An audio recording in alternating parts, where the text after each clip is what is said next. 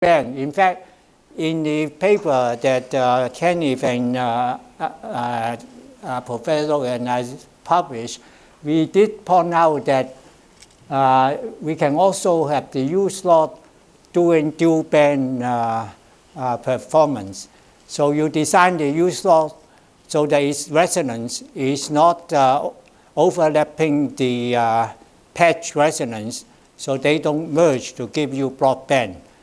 So that is the dual band thing.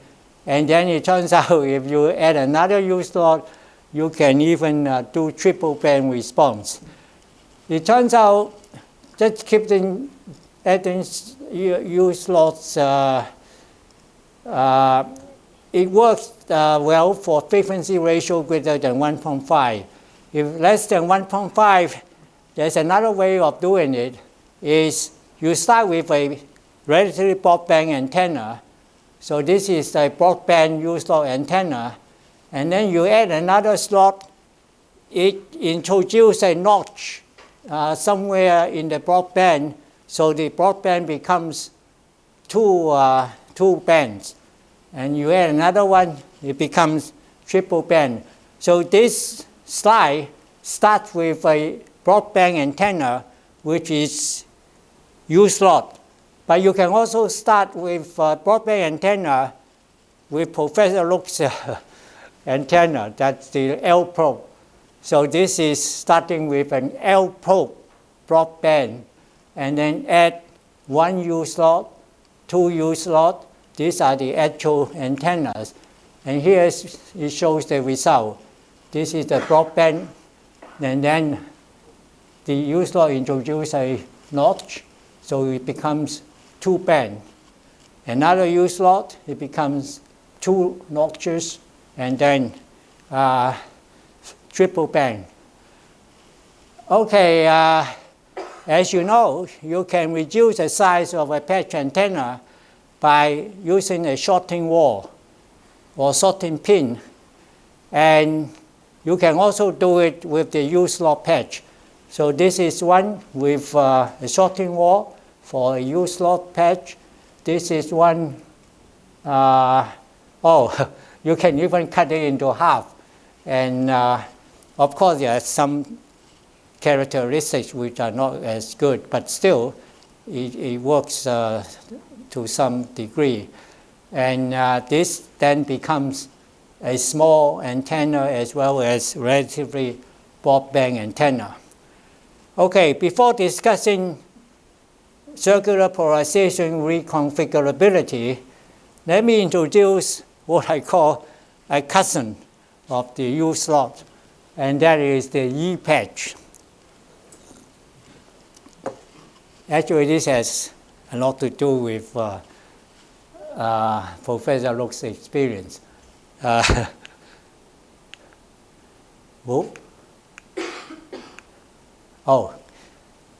So a cousin of the U slot. There's a professor called Zhang Shihua, a professor at Tsinghua University. And his student, Yuan Fan was doing a master's degree with Zhang Shihua. Sometime in 1997, both of them came to CTU to visit Professor Luke's lab, I guess. And Professor Zhang Shihua told Professor Luke, if I said something wrong, correct me, okay? Because you were the one, they are in Chang. So she told Professor Luke that Yuan Fan was working on something called the E patch. What the E patch is simply take the U and the two parallel slots, just extend it to the edge of the patch. And then the slot connecting the two parallel ones, just forget it. So just extend the two parallel slots to the edge of the patch. Then there's no connecting slot anymore. And the result looks like a letter E, right? And that's called the E patch. So is that a cousin of the U slot? It comes from the U slot. So Yang Fan went to UCLA for his PhD. Apparently, he continued to work on the E-patch. And then in 2001, there's a paper in the IEEE Transactions that is called Wideband E-shaped patch antenna for wireless communications. The lead authors are Yang Fan and Zheng Xihua. Okay, so that is the relationship of the E-patch and the U-slot patch. I think I showed this picture already, right? This is Yang Fan. So although we compete, we are good friends. In fact, Yang Fan in 2002 joined the University of Mississippi when I was dean there. So I hired him. And we wrote a paper together with a student because we found that just like the U slot, if you have the two slots unequal length, it can generate circular polarization. So this is, you can call it whatever you like, modified E-patch or whatever. But this is the CP version of the E-patch. Okay, so that paper.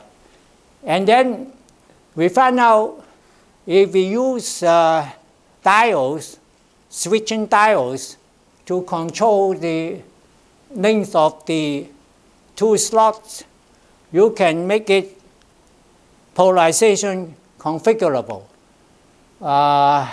So we are now done here. Reconfiguration CP, and then later on reconfigurable frequency. Okay, here it is. If we use two switching diodes, control when one is on, one is off. So this is one state. When both of them are off, so they are of equal length. And in that case, you get linear polarization, right? Equal length. And then when both of them are on, it's still the same length because this switch short circuit the thing. So when both are on, you still get linear polarization, but a different frequency. If one is on, one is off, you get CP. If this is shorted, you get left hand. The other one shorted, you get right hand. So this is the paper, and this is the hardware that make that reconfigurable system. Okay, using diodes and controlling capacitors and so forth. Now, because of Yang Fan, so we do it with the E-patch. But obviously the same principle apply for the U, and these people did it, we didn't do it. So they do the switching thing with the U slot, get similar results. Now, you want to explain this? So Stephen Yan, he has the U and U slot, and then he has chip elements in the fit line, capacitance and inductance, right? That you can tune, so you can tune the frequency. I think the nice thing about the U slot is somehow the impedance match very well when you tune, and it remains, as the frequency shifts, it remains pretty matched to the transmission line. Did I say something wrong? Okay, so that is Stephen Yan, one of his work in the University of Mississippi. Frequency reconfigurable. We're almost coming to the end. What time is it? How long have I spoke? 55. 55 already? Yes. Does that count yours? Because you use up a lot of my time. Okay, well, we are coming to an end. Concluding remarks. So, if you are asleep, you should be waking now. Okay, top-sided papers on microstrip antennas. There's a paper, the classic paper by Professor Y.T. Low. This aperture couple paper by Poser.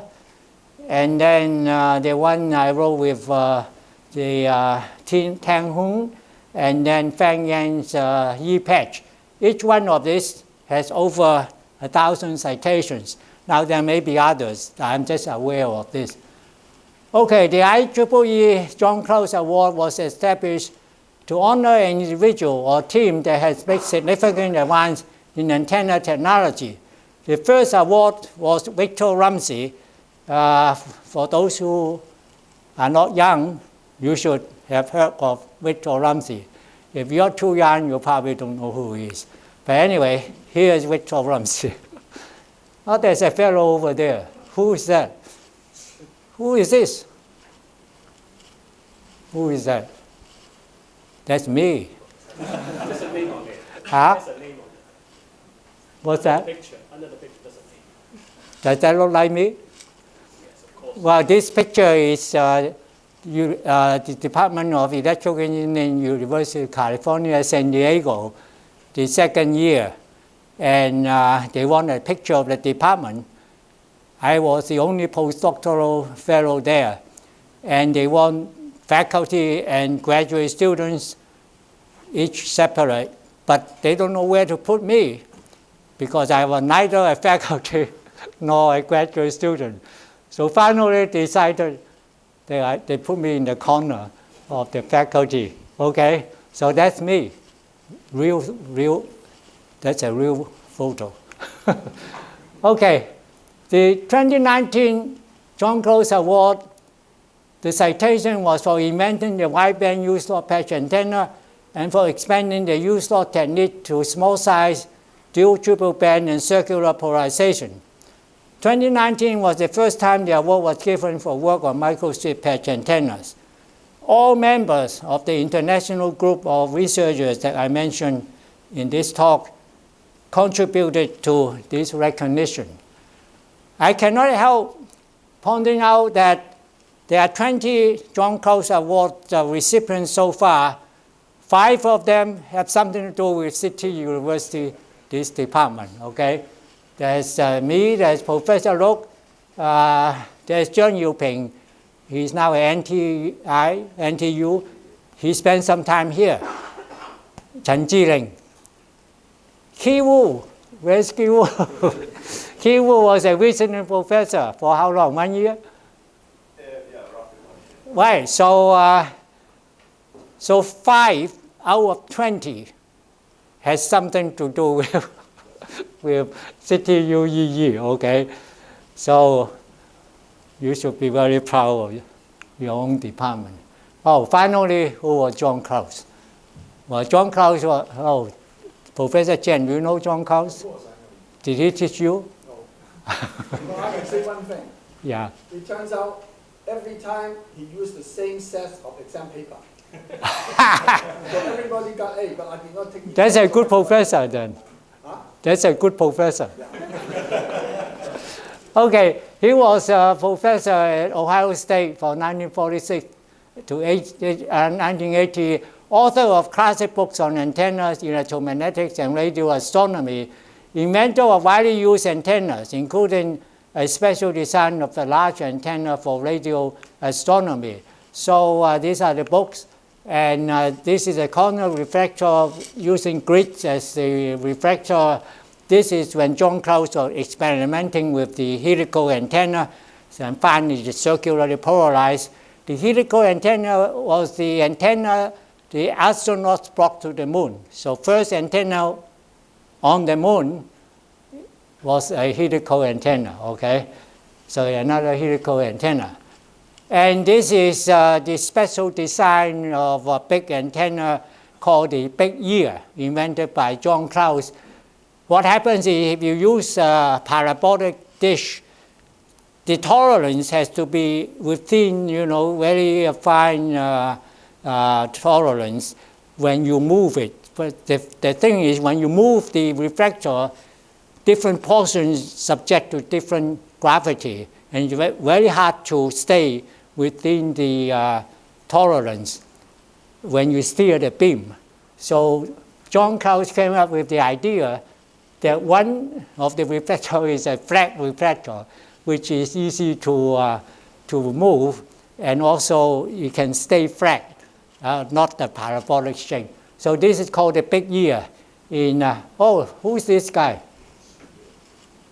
There's a fellow there that seems look familiar.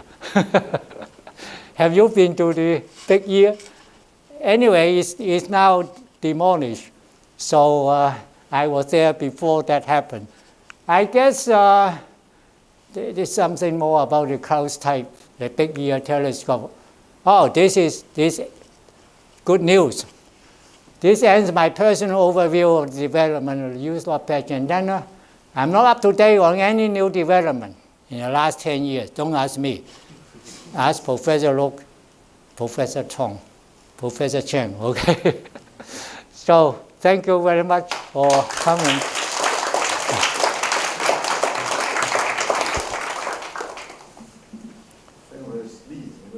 Actually, I can share with you. The user patch is applying for the development of the reconfigurable reflex array and transmit array. Oh, I see. It's in recent years. So, I see. Ask him. He knows much more. Yeah. But I believe our audience here may have some questions about the. I cannot answer any question. Sarah, you always can ask questions. Can I ask a question? Professor Lee is a very impressive talk, and I really enjoy it, even though I don't know anything. 吹牛啊！I just wonder, though, listening to all your achievements, there's lots of things that you have done. What would you consider as the one that you are most proud of?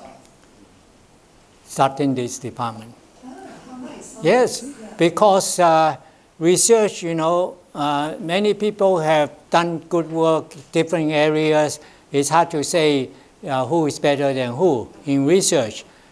But who has started a department from scratch? I'm aware of only two people.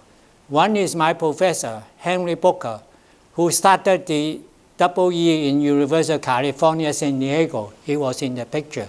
The other one is me.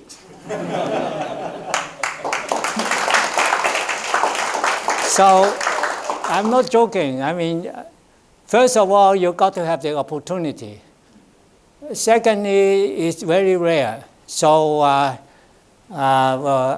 can go on, but I won't. But you already speak for yourself. If you look at the John Krause Antenna Award recipient, 5 of them actually are affiliated with the EE department here. So. Well, that's why I said very few people will be given the opportunity to actually start a department.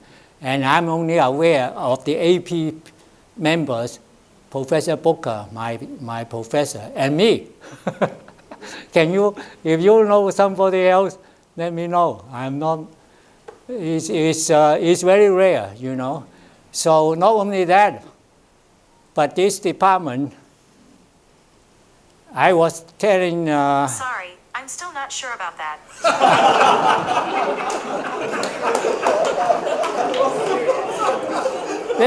I think you should be very proud. I associate this department now, people who does antenna work consider it an honor to come to visit the department. It's like Niels Bohr. Anybody know who Niels Bohr is? Oh, you guys. Niels Bohr was one of the founders of quantum mechanics. So Niels Bohr is a Danish guy. So he has a Bohr Institute in Copenhagen. And when quantum mechanics was being developed, everybody wants to go to Niels Bohr Institute. So I'm comparing your department to Niels Bohr Institute because all antenna people like to visit this department. And this not, I mean, is I mean, that's real something. I mean, very hard to achieve, you know, but it's a fact, yeah. So, Just 1 year. pardon? Just 1 year to start this group department, right? Well, as I say, I feel so bad when 1 year later I went to Dr. John's office and tell him I'm quitting. I was expecting then that he would really give me hell, you know. But I still admire him because nothing like that. He was 心胸廣闊，即係好大量啊！仲話 we hire you to start the department and you have started it. So, wow, I was so relieved. 我以為我出去嘅時候一面懵㗎嘛。Well, I mean, it's very difficult decision. I mean, I have to consider my children's education and all that. As I told some of my friends, one weekend the Hong Kong dollar to US dollar shoots up to God knows what. So I was a Chinese student. I said, what's going to happen to my retirement after 1997? So that sets me, you know, thinking of exploring opportunities back in the US. So very difficult. Now, did I regret leaving the department? I guess so. Well, no, it's there's no use to think back, you know. Yeah, but I'm so proud that the department has become what it is. Yeah. And then I have come back so many times. One time I asked KM, human resources, you know, my record of coming back. And even they cannot keep track of it. Because I have been back so many times that they lost track, right? Something like that. But anyway. So this is the first 吹油. There's another 吹油 next Wednesday. Next Wednesday, 4 p.m. 4 p.m. is completely... No, 5 p.m. Start. No, I think, no, the second one is 4 p.m. Yeah, it's completely different. It's non-technical. Oh, that's really 吹油, I tell you. So maybe let me invite our let say that director to present souvenir for the Oh, souvenir.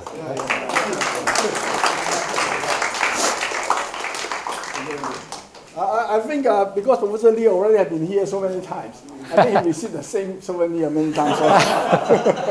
But it's easy to carry. Sure, okay. Maybe we can. 我寫喺中間啦。有啲字喺裏面。Yeah. I can make a fortune just by selling the gifts I receive. Oh, okay.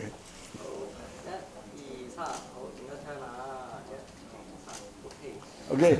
Finally, let's take a group photo with Professor Lee, right? Oh. Photo. This way. Wow, there's a lot of... Oh, okay. 唔係我坐嗰位，我呢個位我嘅課，阿黐坐呢個位。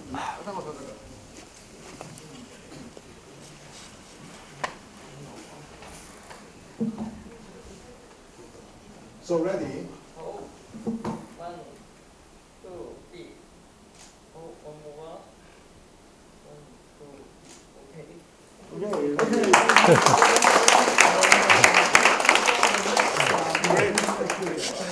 See you next week.